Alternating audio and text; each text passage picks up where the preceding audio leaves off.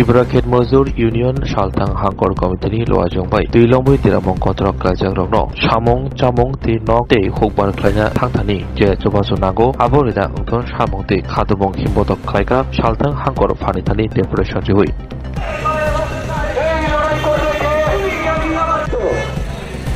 আমরা বলছি রাজ্য সরকার ভর্তি হয়ে গেছে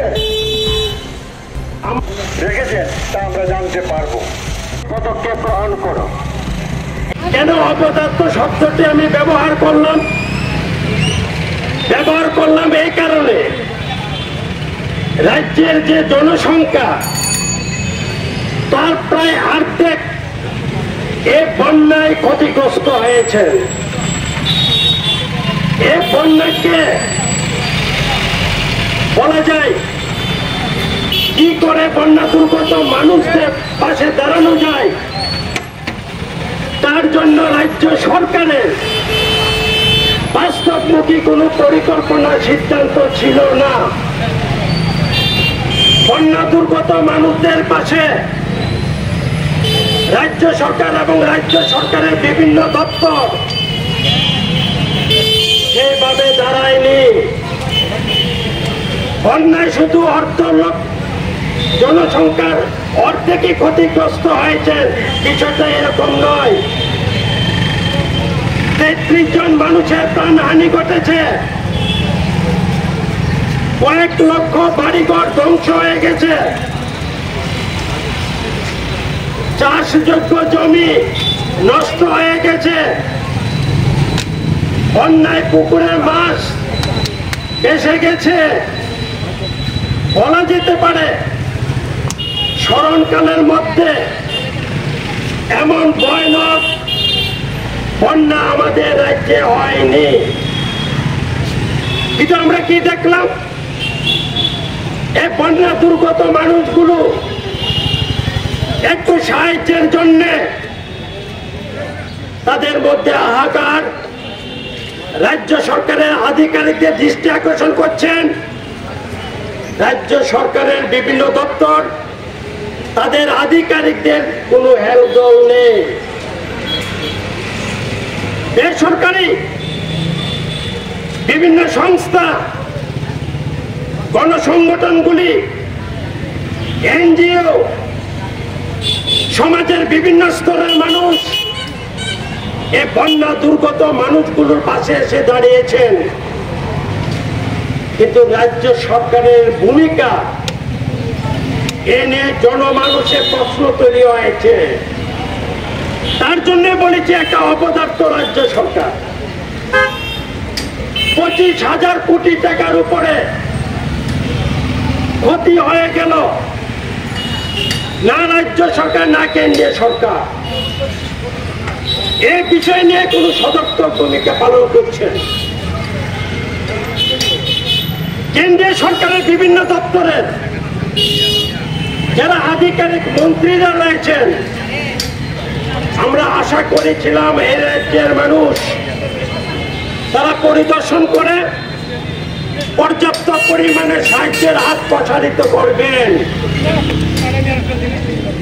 কেন্দ্রীয় সরকারও সেই ভূমিকা পালন করতে পারেনি ব্যর্থ হয়েছে আমরা ভেবেছিলাম রাজ্যের মানুষ ডবল ইঞ্জিনের সরকার আর চিন্তা করতে হবে না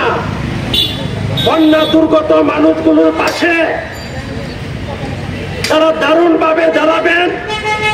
এবং সব দিক থেকে তারা সাহায্য করবেন কিন্তু এই সম্পর্কে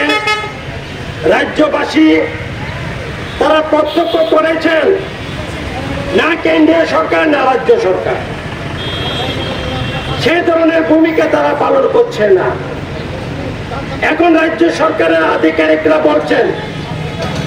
আমরা সার্ভে করছি সার্ভে করে দেখব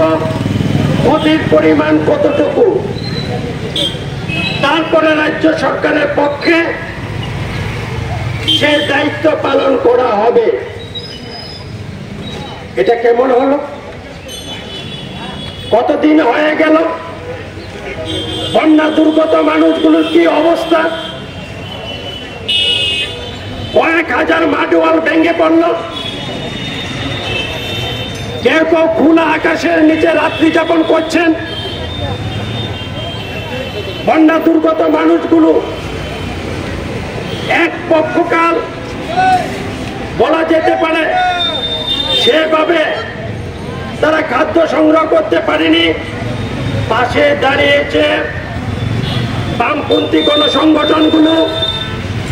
পাশে দাঁড়িয়েছে বামপন্থী শ্রেণী সংগঠনগুলো, পাশে দাঁড়িয়েছে সিপিআইএম পার্টি।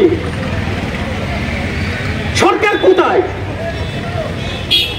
কোন ভূমিকা আছে? তাই আমরা 14টা